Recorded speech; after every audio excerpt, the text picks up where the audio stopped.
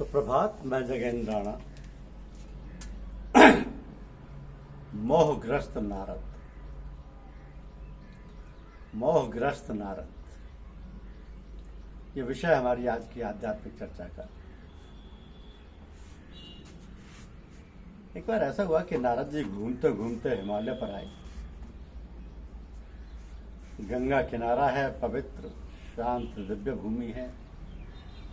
नारद जी को बहुत आनंद हुआ कि यह भूमि अति सात्विक है। इस भूमि में परमात्मा का ध्यान करूंगा। सात्विक भूमि में भक्ति बढ़ती है। भूमि भक्ति में साथ देती है।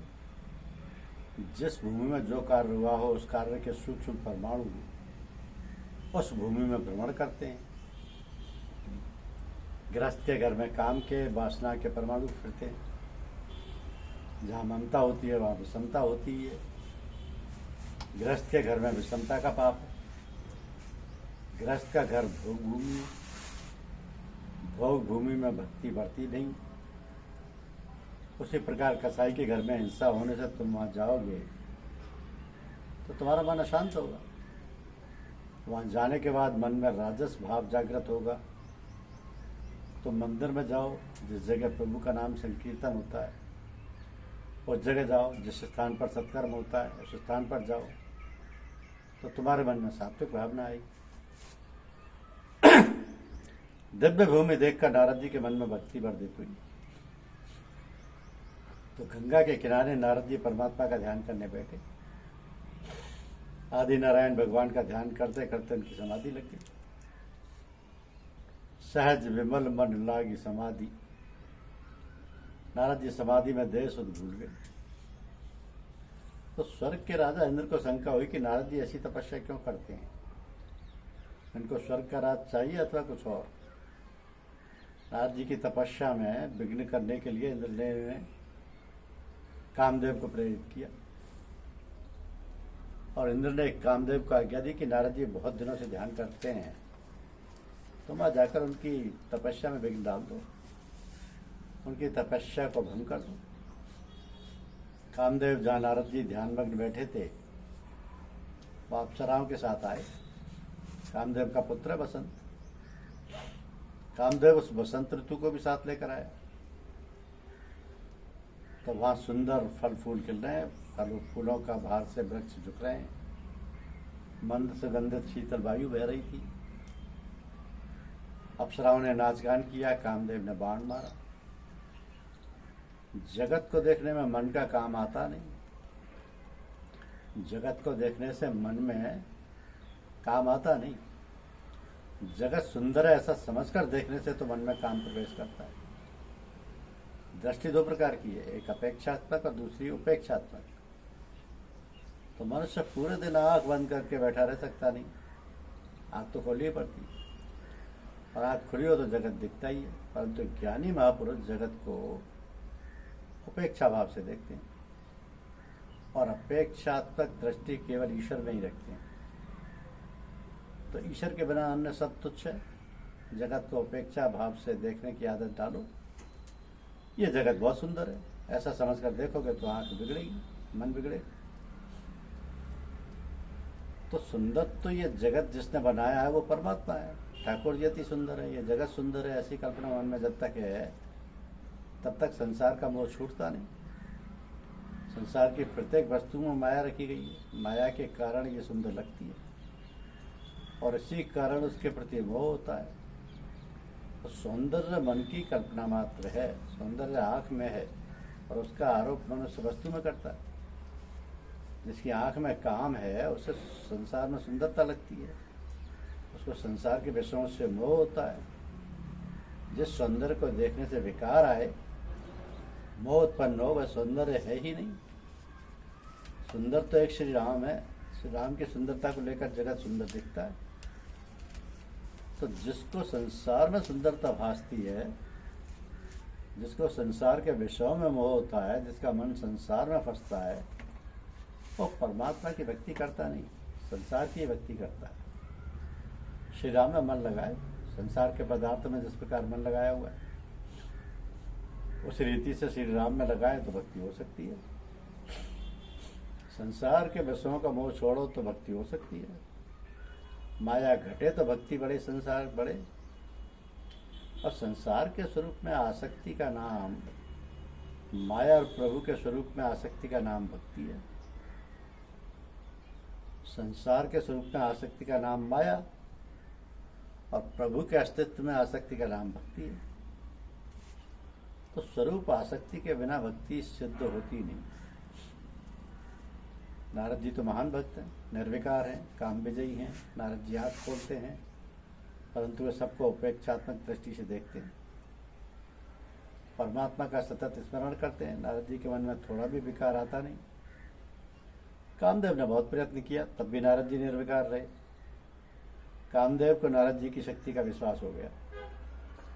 अप्सराओं सहित कामदेव नारद जी का बार बार वंदन करता है, उनकी खूब प्रशंसा करता हुआ कहता है, आप कामजित हो, काम आपका क्या कर सकता है, आप महान हो।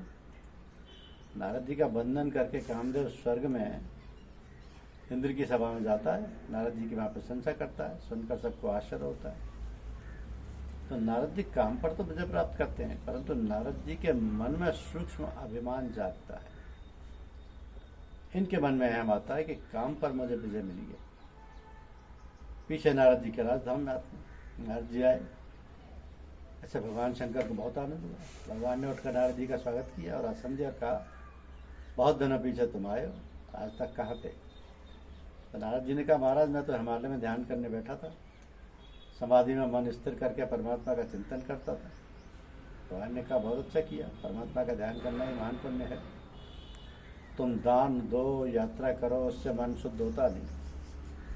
मन शुद्धि प्रभु का ध्यान करने से ही होती है। आप ध्यान में तन्मय हुए थे, ये बहुत सुंदर किया। नारद जी सब कथा सुनाने के लिए बहुत आते रहे, इसलिए उन्होंने कहा मेरी तो ध्यान करने की इच्छा सतत होती है, परंतु ये लोग ध्यान में बहुत विक्षेप करने आते हैं। शिव जी ने पूछा तुम्हारे ध्यान में कौन विक्षेप करने आता।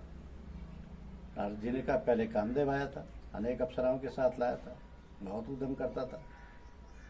शंकर जी ने पूछा पीछे क्या हुआ, फिर क्या हुआ। नारद जी ने कहा फिर क्या होना था, मेरे आगे उसकी कुछ नहीं चली, मैं तो शांत चित्त से परमात्मा का ध्यान करता रहा। ऐसे अनेक प्रकार के हाव भाव से मेरे मन को चंचल करने का प्रयत्न किया, परंतु मैं तो निर्विकार रहा। बेचारा जैसा आया था वैसा ही वापस चला गया। नारद जी वर्णन करते हुए आत्मस्तुति करने लगे। मैं निर्विकार रहा, मैं अजय रहा। शिव जी को यह ठीक लगा नहीं। आत्म प्रशंसा करने से पुण्य का नाश होता है। शिव जी नारद जी को शिक्षा देते हैं, नारद जी तुम तो निर्विकार हो, परंतु तुम्हारे कल्याण के लिए कहता हूँ कि तुमने ये सब कथा जो मुझे सुनाई है और वैकुंठ में भगवान नारायण से कभी कहना नहीं। कदाचित परमात्मा तुमसे पूछे फिर भी तुम कहना नहीं। तो नारद जी के कल्याण के लिए शिव भगवान ने सुंदर उपदेश दिया, परंतु नारद जी को वो अच्छा नहीं लगा। उन्हें ऐसा लगा कि मैंने काम पर विजय प्राप्त की है, ऐसा कहने में क्या हानि है। लगता है कि शिव जी को मेरे प्रति कुछ मात्सर्य है। आज तक जगत में शिव जी की ऐसी ख्याति है कि भगवान शंकर ने काम को जलाकर भस्म किया है। मैं भी अब शिव जी जैसा ही हो गया हूँ। ये शिव जी को सहन होता नहीं, इसलिए मुझसे कहते हैं कि ये बात किसी से कहना नहीं। इसलिए ना कहूँ, मैंने काम पर विजय प्राप्त की है, ये सत्य है, और सत्य कहने में बाधा क्या है। जीव का ऐसा स्वभाव है कि उसे जो काम करने को मना करो उसे वो पहले करता है। तो शिव जी ने नारद जी को परामर्श दिया था कि वैकुंठ में नारायण से कथा कहना नहीं, परंतु नारद जी को मान्य नहीं हुआ और वो सीधे वैकुंठ धाम में गए। वैकुंठ में आदि नारायण परमात्मा लक्ष्मी जी के साथ विराजमान थे। नारद जी के पधारने से परमात्मा को आनंद प्राप्त हुआ। नारद जी से कहा आज तो बहुत दिनों में दिखाई पड़े, कहाँ थे। नारद जी ने कहा महाराज मैं तो ध्यान करने बैठा था। शिव जी ने निषेध किया था, फिर भी नारद जी ने अपनी कथा आरंभ करी दी। हिमालय में गंगा किनारे में तुम्हारा ध्यान करता था, वहाँ लोग बहुत विक्षेप करते। इंद्र राजा ने कामदेव को वहाँ भेज दिया। तो उन्होंने पूछा फिर क्या हुआ। नारद जी ने कहा फिर क्या होना था, उन लोगों की कुछ चली नहीं। बहुत हाव भाव मेरे मन को चंचल करने का बहुत प्रयत्न किया। कामदेव ने बाण मारे, फिर भी मेरे मन में विकार आया नहीं। मैं तो आपका ध्यान जो कर रहा था। परमात्मा ने कहा महाराज काम तुम्हारा क्या कर सकता है, तुम्हारा स्मरण करने वाला भी काम अधीन होता नहीं। नारद जी ने हाथ जोड़कर कहा, महाराज ये तो तुम्हारी कृपा है। अनेक बार मानव बाहर से विनय का नाटक करते हैं, परंतु अंदर अभिमान लिए होता है, अभिमान घर किए होता है। तो मुख से तो ऐसा बोलता है कि भगवान की ये कृपा है, परंतु मन से ऐसा समझता नहीं। अंदर से तो ऐसा मानता है कि मैं भी कुछ हूँ। जीव के पास अभिमान करने योग्य कोई चीज नहीं, फिर भी जीव ठसक में बोलता है, अकड़ में चलता है।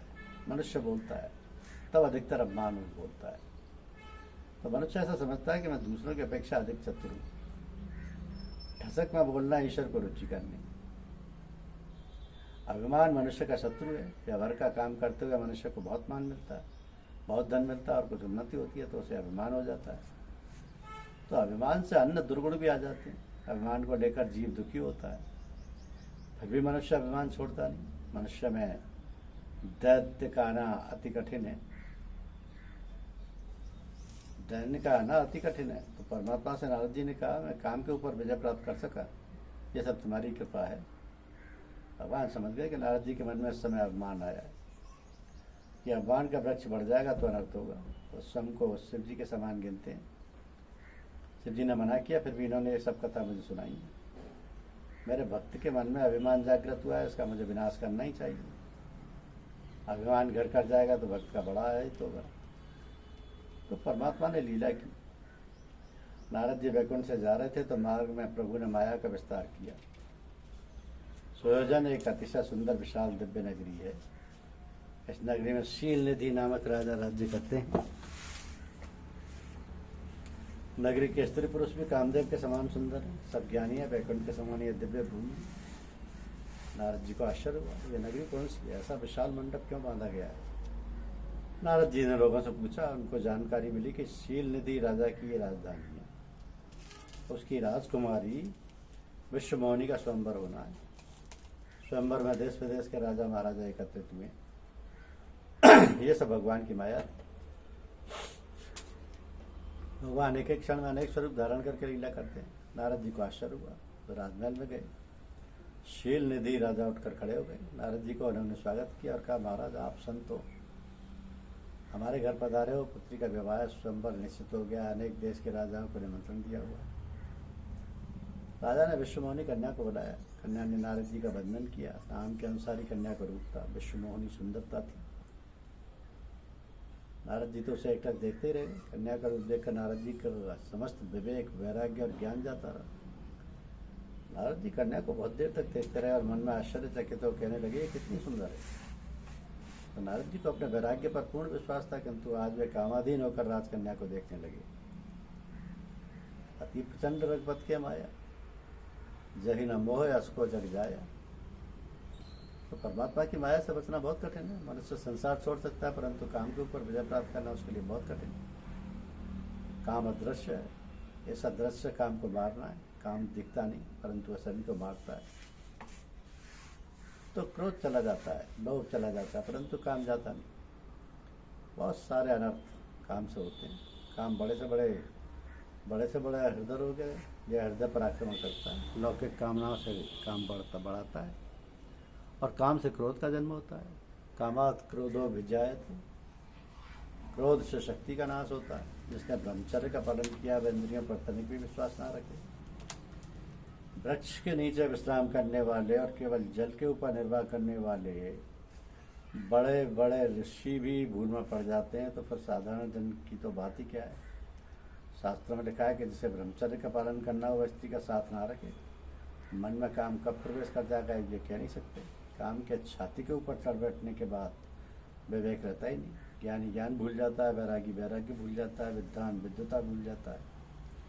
इसलिए अति सावधान रहने की आवश्यकता है। एक क्षण भी गाफिल होना नहीं। गाफिल हुए कि काम सवार हो गया। काम के कारण बड़े बड़े ज्ञानी भी भूल में पड़ गए। पराशर मुनि ने 60,000 वर्ष तक तप किया। उसके बाद एक बार वे नौका में बैठकर यमुना नदी पार कर रहे थे।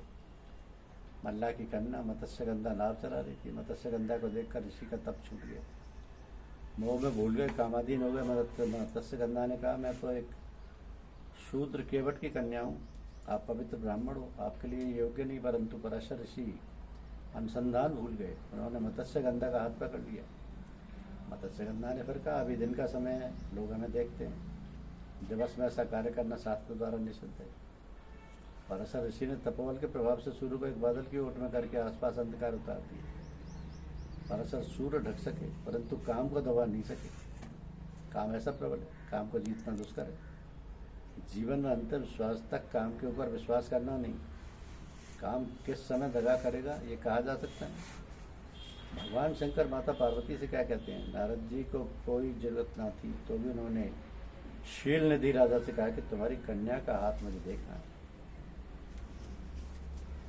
अब नारद जी कन्या का हाथ देखने लगे, हाथ की रेखा देखने तो विश्वास हुआ कि इस कन्या के विवाह जिस पुरुष के साथ होगा वो अजर अमर होगा। ऐसा योग इसकी हस्तरेखा में था। नारद जी को लगा कि अति उत्तम विश्वमोहनी सुंदरी मिले और साथ साथ अजर अमर पद भी मिले, इससे बढ़कर और क्या हो सकता है। किसी भी रीति से कन्या मुझे मिले तो मेरे सुख का पार ना रहे। नारद जी ने इस कन्या के साथ विवाह करने का निश्चय किया, परंतु एक कठिनाई। नारद जी को खबर थी कि मेरे इस स्वरूप को देखकर तो कन्या कभी मुझे बर्बाद अर्पण करेगी। कन्या सौंदर्य को देखकर ही विवाह करती है। विश्वमोहनी तुमको बड़े, इसके लिए मुझे अति सुंदर स्वरूप धारण करना चाहिए। तो जगत में अति सुंदर तो मेरे नारायण है, श्री हरि का स्वरूप अति सुंदर है, इसलिए मैं श्री हरि से सुंदरता की मांग करूँ। आज तक मैंने प्रभु से कुछ मांगा नहीं, आज मैं परमात्मा से अलौकिक स्वरूप की मांग करूँगा। तो भगवान का जैसा सुंदर स्वरूप मेरा हो जाएगा, जिससे वो राजकन्या सब राजाओं को छोड़कर मुझको ही वरमाला अर्पण करेगी। नारद जी ने प्रभु से दिव्य स्वरूप की मांग करने का निश्चय किया। फिर मन में विचारने लगे, अब यदि श्री हरि को मिलने बैकुंठ जाऊं, इतने में तो स्वयंवर यह कदाचित समाप्त हो जाए। तो बैकुंठ जाने आने में बहुत समय लग जाएगा, समय बहुत थोड़ा है। मैं भगवान का स्मरण करूं जिससे भगवान यहीं प्रकट हो जाए। भगवान को इसी जगह बुला लेना ठीक है। तो नारद जी को किसी भी प्रकार से इस कन्या के साथ लगन करनी। इनके मन में काम जागृत हुआ है, काम मन को शांत करता है। नारद जी को विचार आता है कि मैं भगवान से कहूँगा कि मुझे इस राजकन्या के साथ परिणय करना है। तो पीछे वो मुझको शिक्षा देने बैठेंगे कि नारद तू अकेला है, यही ठीक है, तू सब खटपट में क्यों पड़ता है, लगन करने की इच्छा किस लिए रखता है, तू तो मेरी भक्ति किया कर। सत्य कहता हूँ कि वह भगवान मुझ को उसी प्रकार समझाएंगे। इसकी अपेक्षा तो यही ठीक है कि मैं इस सब बात को उनसे कहूँ ही नहीं। ये बात उनसे कहूँगा तो निश्चित रूप से मना ही करेंगे, इसलिए ये बात तो मैं प्रभु से भी गुप्त रखूँगा। मैं तो केवल इतना ही कहूँगा कि अपना रूप मुझे दे दो। भगवान के जैसा सुंदर होने पर तो राजकन्या मुझे वरण करेगी। तो नारद जी परमात्मा का स्मरण करने लगे। चतुर्भुज नारायण नारद जी के समक्ष प्रकट हुए। नारद जी ने परमात्मा का बंधन करके कहा, महाराज आज तो मैं विशेष प्रयोजन से तुम्हारा स्मरण करता था। मेरी बहुत ही इच्छा है कि मैं तुम्हारा जैसा सुंदर हूँ। प्रभु ने नारद जी से कहा, भाई तुम मुझसे भी अधिक सुंदर है, मेरा स्वरूप लेकर तू क्या करेगा। नारद जी कहते हैं, नहीं, मुझे विशेष काम है, अपना सौंदर्य मुझे दे दीजिए। भगवान ने पूछा, परंतु तेरी आज ऐसी इच्छा क्यों है। नारद ने कहा, महाराज आप ये सब क्यों पूछ रहे हैं, ये सब पूछने की आवश्यकता नहीं। मुझे आपका स्वरूप धारण करना है, मेरा कल्याण हो, उसके लिए थोड़े समय के लिए ही मुझे अपना स्वरूप दे दो। नारद जी माया के अधीन हो गए। परमात्मा समझ गए कि नारद जी के मन में कामरूपी रोग जागृत हुआ है, इसलिए इस प्रकार की मांग करने मुझे अनेक रोग की दवा करनी पड़ेगी, इनके रोग की दवा करनी पड़ेगी। तो कुपथ मांग रुद व्याकुल रोगी, वैद न दे सुनऊ मन योगी। रोग से व्याकुल हुआ रोगी वैद्यराज के पास कपथ्य मांगे तो वैद्य उसे देता नहीं। तो उन्होंने कहा, मेरा स्वरूप तुम्हें मिले, ऐसी तेरी इच्छा है तो ठीक है, मेरा स्वरूप मिले और तेरा कल्याण हो जाएगा, ऐसा ही मैं करूँगा। नारद जी ने मन में निश्चय किया कि मेरा कल्याण तो ये राजकन्या मुझे मिले, इसमें ही है। परंतु कृपानिधि परमात्मा अच्छी तरह जानते हैं कि नारद जी का कल्याण किसमें, इसलिए तो प्रभु ने कहा कि मैं तेरा कल्याण हो ऐसा करूँगा। तुझे हरि स्वरूप का दान दूंगा। हरि शब्द के दो अर्थ होते हैं। हरि शब्द का एक अर्थ है विष्णु भगवान, और संस्कृत भाषा में हरि शब्द का बानर, ऐसा भी दूसरा अर्थ होता है। नारद जी तो समझते हैं मुझे हरि स्वरूप देंगे, अर्थात परमात्मा अपना स्वरूप देंगे, इसलिए नारद जी प्रसन्न हो गए। नारद जी ने दर्पण में देखा तो विश्वास हो गया कि मैं परमात्मा जैसा सुंदर दिखाई देता हूँ। महापुरुषों ने वर्णन किया कि प्रभु ने ऐसी लीला की कि नारद जी जब दर्पण में अपना स्वरूप देखते हैं तो उनको ऐसा दिखता है कि मैं नारायण जैसा सुंदर हूँ। नारद जी को अपना स्वरूप विष्णु भगवान जैसा लगता है। अन्य लोगों को नारद जी का स्वरूप जैसा था वैसा ही दिखता रहा, जबकि राजकन्या को नारद जी का स्वरूप बंदर जैसा दिखने लगा। तो परमात्मा ने ऐसी लीला की है, 3 प्रकार के स्वरूप नारद जी को दिए। नारद जी दौड़ते गए और संबर मंडप में जाकर बैठ गए। अनेक देश के राजा लोग महल में एकत्रित हैं, ऋषि लोग भी वहाँ आए। राजा के वेश में भगवान नारायण भी वहाँ पधारते हैं।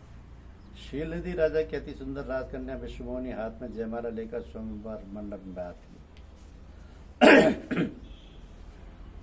रुद्र के 2 गण वहाँ बैठे हैं, वे सब वेद जानते हैं।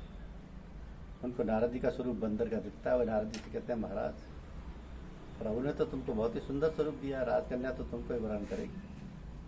रुद्रगण तो उपहास करते थे, परंतु नारद जी समझ नहीं पाए। वे तो ऐसा मानते थे कि भगवान के समान रूपवान, इसलिए रुद्र जो कुछ कह रहे हैं वो स्वाभाविक ही है। तो नारद जी को तो विश्वास है कि एक बार राजकन्या मुझे देखेगी कि तत्काल जयमाला मुझे ही अर्पण करेगी। अब जयमाला मुझको ही मिलनी है। नारद जी राजकन्या का ही चिंतन करते हैं। नारद जी के मन में इतना मोह हो गया। राजकन्या जब सखियों के साथ नारद जी के पास आई तो उसे नारद जी का स्वरूप बंदर का दिखाई पड़ा। राजकन्या को बहुत बुरा लगा कि बंदर स्वयंवर में कहाँ से आ गया। राजकन्या ने मुख फेर लिया। नारद जी अकुलाए, ऊंचे नीचे हुए, कंठ से खांसने की ध्वनि करके आकर्षण किया। हमको ऐसा लग रहा था कि एक बार राजकन्या मुझे देख ले तो ठीक है, परंतु राजकन्या ने एक बार भी उनकी तरफ देखा नहीं। उसको विश्वास हो गया कि ये तो वानर है। नारद जी अतिशय व्याकुल हो गए कि राजकन्या ने मेरी तरफ देखा भी नहीं। कामांध होकर नारद जी अनुसंधान भूलकर बहुत चंचल बने। नारद जी की चंचलता का बहुत वर्णन किया गया है। राजकन्या ने राजा के वेश में पधारे परमात्मा को जयमाला अर्पण कर दी। नारद जी को बहुत दुख हुआ, वे अत्यंत व्याकुल हुए। तब वहाँ बैठे हुए रुद्रगण हंसने लगे। उन्होंने कहा, अपना मुंह जरा दर्पण में देखा।